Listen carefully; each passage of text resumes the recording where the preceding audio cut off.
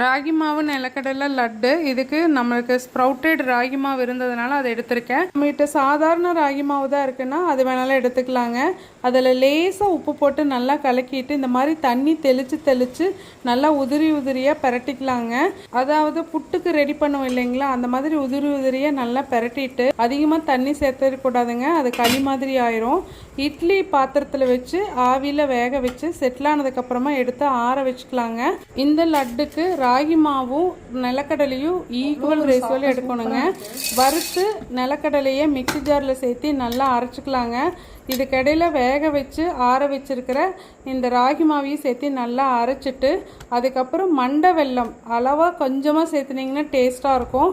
அதையும் சேர்த்து நல்லா தேவைப்பட்டால் எடுத்து விட்டு அரைக்கிற மாதிரி இருக்கும். எல்லாத்தையும் அரைச்சிட்டு ஒரு பாத்திரத்தில் மாற்றி உருண்டை பிடிச்சோம் அப்படிங்கும்போது ராகி மாவு நிலக்கடலை லட்டு ரெடி.